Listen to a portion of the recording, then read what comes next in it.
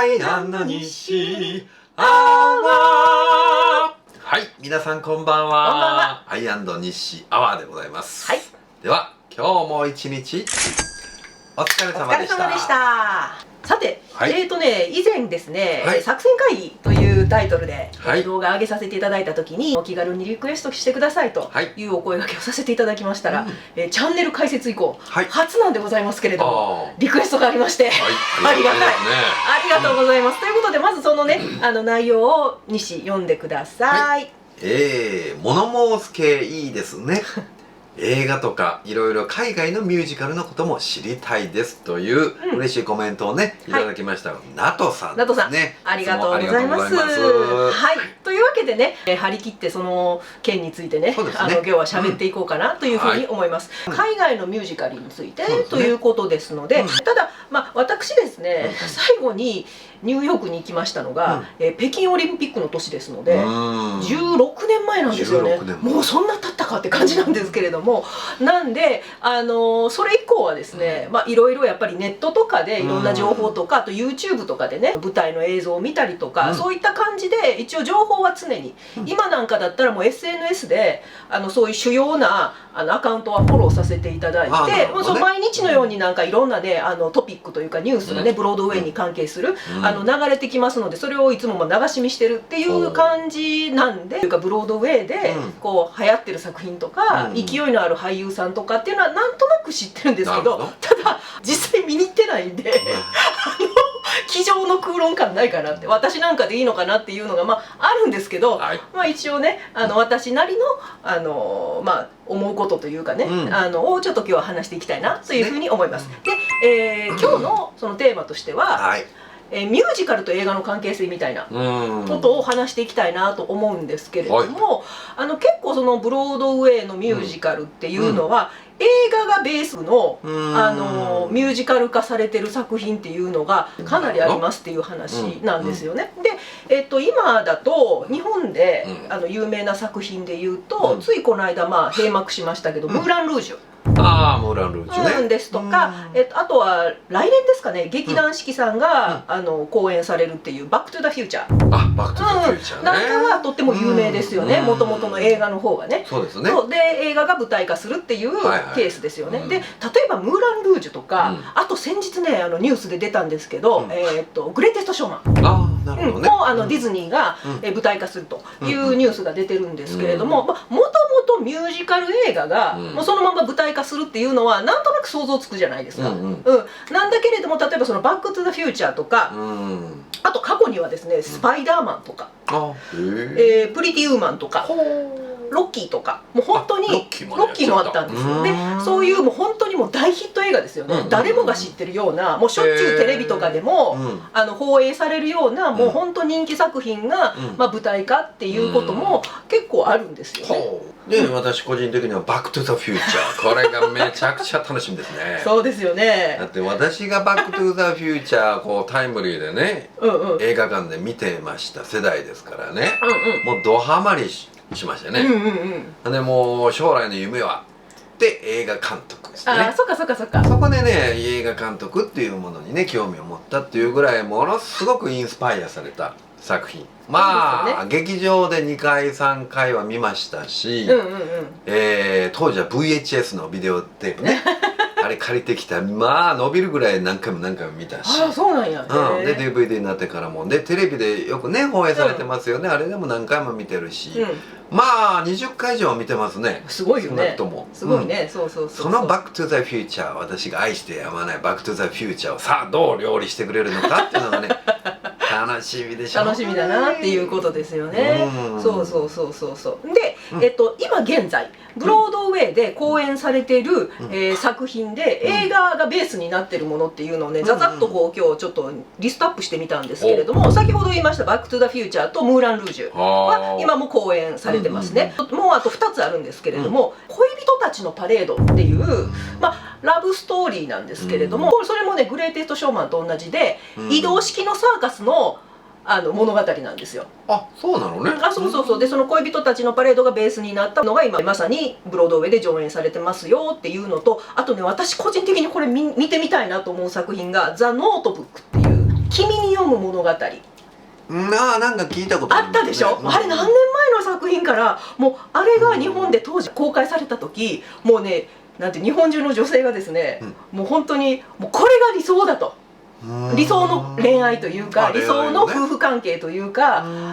本当に女性たちが熱狂した作品なんですよ「君に読む物語」っていうね。あんまりあれかな、ネタバレになるからあれかもしれないですけれども、これ面白い、なんで私が見たいと思うのかって理由とちょっと関係してくるので、軽くあらすじを申し上げますと、老夫婦のお話なんですよ。で、奥さんの方が認知症になってしまって、でも旦那さんの顔を見てももう誰か思い出せないぐらいもう認知症が進んでしまってるんですよ。で、毎日旦那さんと顔合わせても初めましてなんですよ。けれども旦那さんそれを分かった上で「君の夫だよ」っていうことは言わずに、自分たちが若い頃にその出会い恋愛をして結ばれるまでっていうのを一つの物語、ノートブックですよね、をこう読み聞かせるようにそのおばあさんに語って聞かせるんですよ。で、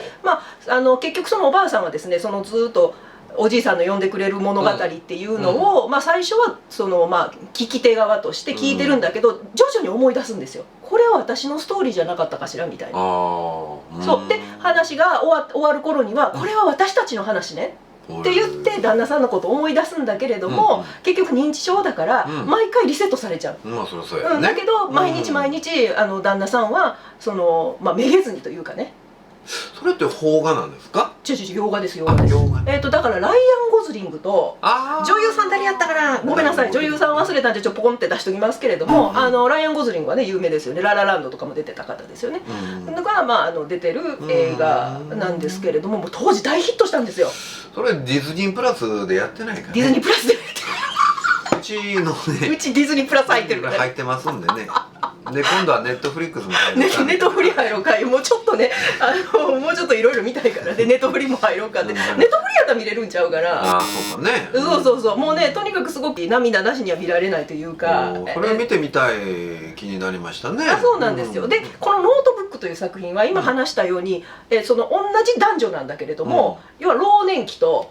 でその出会った時の若い時、ティーンぐらいの時の2人と、あとは20代30代ぐらい、中年っていうとあれなんだけれども、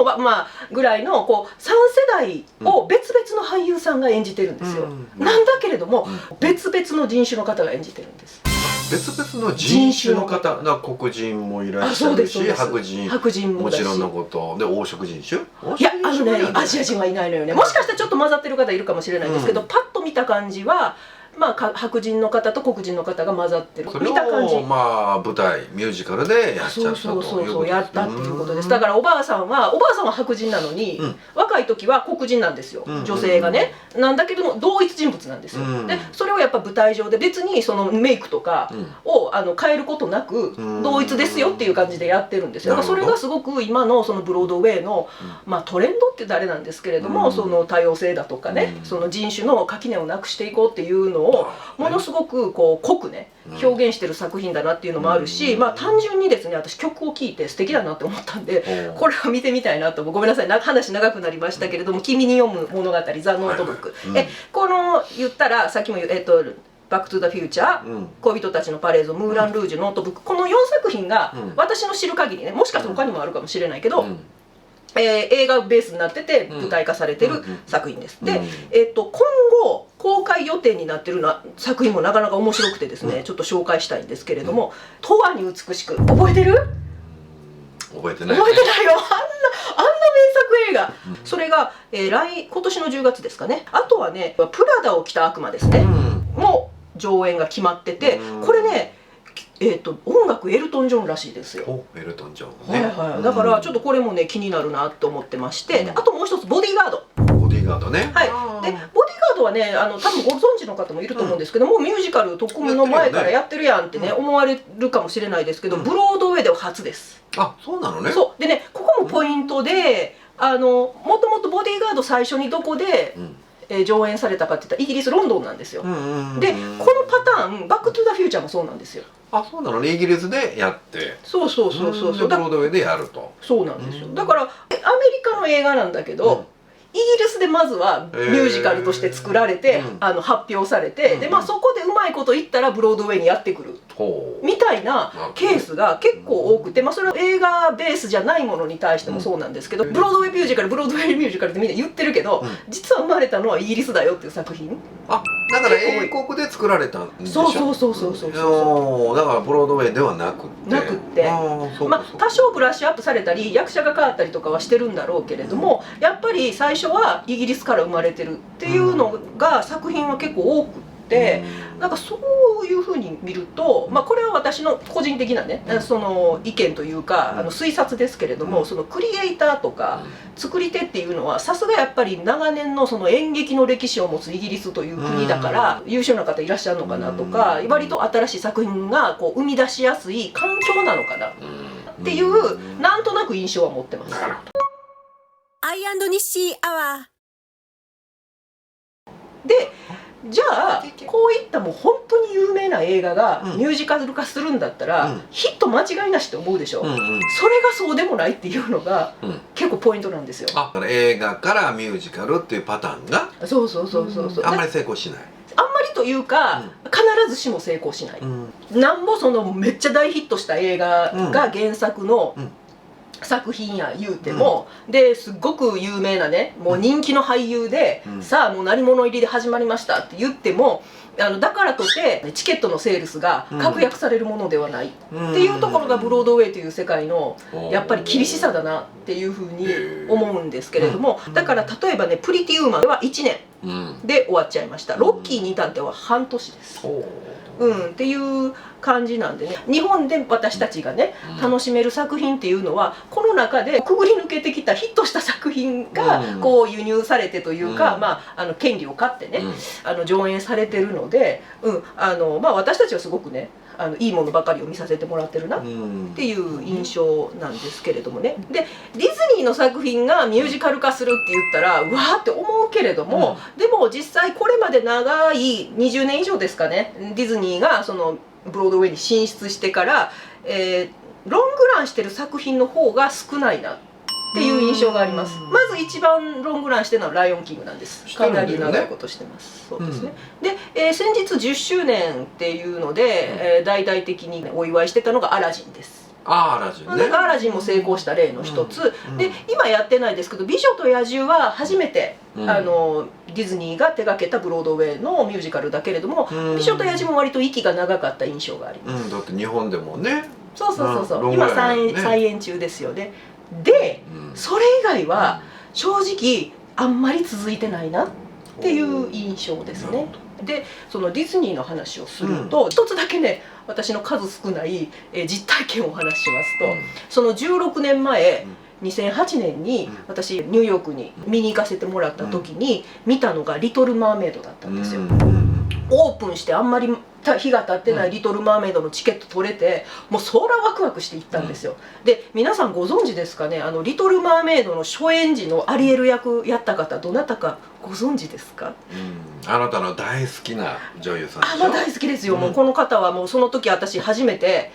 舞台で見てこれはすごいなって思った方なんですが、シエラ・ボーゲスさんという方です。オペラ座の怪人の25周年のアルバートホールでクリスティーヌをされた方がシエラさんなんですよね。もう YouTube とかでもバンバンサムネで見かけると思うんで、この人かって分かると思うんですけど、私もねオペラ座の怪人初めて拝見したのがその DVD。 そうですね、そのシエラさんのね出てるね。シエラさんでラミン・カリムルーさんがオペラ座の怪人ね。もうこの二大巨頭やもうこの二人はすごいね、本当にね。やっぱりね、作品の良さも相まって、それは最高のエンターテインメントでしたよ。そうだから私はそれでオペラ座の怪人にドハマりしたっていうことがあるんですけどね。でそのシエラさんがアリエル役で出てる「リトル・マーメイド」って言ったらもうすごい期待値上がるんです。私もその時に、その DVD はまだ見てなかったけれども、オペラ座の怪人でロイド・ウェーバーさんから選ばれた女優っていうことを知ってたから、その25周年のあれでね。でだからそれはものすごい人なんやろと思ってもうワクワクしながら見たんだけれども、もうねこれはって思ったんですよ正直。舞台見た時にこれはごめんなさい面白くないなって作品がね、なんぼディズニーでも、なんぼリトル・マーメイドでも、なんぼシエラ・ボーゲスさんでも、なんぼアラン・メンケンさんでも、これは面白くないなって思ったんですよ。そしたらやっぱり1年と7ヶ月で終わっちゃったんですね。これは割とやっぱ短命というか、な方、赤字か黒字かは知らないんですけれども、でちょっとごめんなさいディスってるように聞こえるかもしれないですけれども、劇団四季さんが日本でされてるのはこっからまたちょっと演出変わってるみたいなので、それは別物だというふうにお考えください。私がブロードウェイで見た「リトル・マーメイド」がそうだったで、ようよう考えたらですよ、オープンして間もないのに、普通にチケット取れたっていう時点でちょっと疑うべきだったんですよ。そういうもんなんよね、やっぱりね。そうですそうです。やっぱりオープンしたての作品、人気の作品っていうのは取れないです、なかなか。だからそれが簡単に取れちゃったっていう時点で、やっぱり向こうのお客さんの反応がやっぱいまいちだっていうのははっきりしてたんですよ。もう本当にいい席で見れましたからね、1階席のほんま真ん中の方で、もう本当にしっかりシエラの顔も見えるしみたいな場所で見たんだけれども、もうやっぱり途中からの中だるみが半端なくって、もうこれはなーって思ったんですよ。中だるみね。ごめんなさい個人的な意見ですけれども、あってね、そうなんですよっていうこともあったりして、なんぼ原作がよくてももともとがすごくヒット作品で、もうすごいファンもたくさんいて、でもう一流の役者使ってても、向こうのお客さんはやっぱりシビアで「あ面白くないの」って言ったら本当に短命で終わっちゃうっていうのがあって、日本の作品だとある程度役者さんの知名度とか人気とかでチケットは売れると思うんですけれども、向こうの方はそこはすごくドライに捉えてるっていうか、それと作品の良し悪しは別っていうふうに完全に切り分けてるんで、とっても厳しい世界だなっていうふうに感じるなっていうお話をこんなんでよかったんでしょうかね。どうなんでしょう。どうなのかな、ナトさんとしてはその映画の話だったら映画の話、でミュージカルの話だったら海外のミュージカルの話って言って、別に分けて聞きたかったのかなっていうふうな気もしないでもないですね。そうなんですよね。そうなんです。だから私もともとちょっとこの話したかったんで、映画とミュージカルの話したかったんで、ありがとうございますということで今回ね話させていただいたんですけれども、ちょっと違いますよっていうことでしたら、映画はどっちかというとこちらが専門なのでね。そうですね。この前見てきたのはファーストスラムダンクですね。IMAX でね。IMAX で見てきましたね。復活上映されてたのを見に行ったんです。以前は私見てないのでね、全然ね、すごく良かったです。で私の100点満点中の評価点は75点でございます。なるほどね。というようなお話を今日はさせていただきました。ご満足いただけたかどうか不安なんでございますけれどもね、よかったらコメント欄にコメントをお書きください。よろしくお願いいたします。はい、というわけでまた次回も見てくださいね。愛でした。日誌でした。アイ&日誌でした。おやすみなさい。おやすみなさい。ご視聴ありがとうございました。よろしければチャンネル登録をよろしくお願いいたします。メインチャンネルアイ&日誌デュエットもご覧いただけますととても嬉しいです。それでは次の動画でまたお会いいたしましょう。おやすみなさい。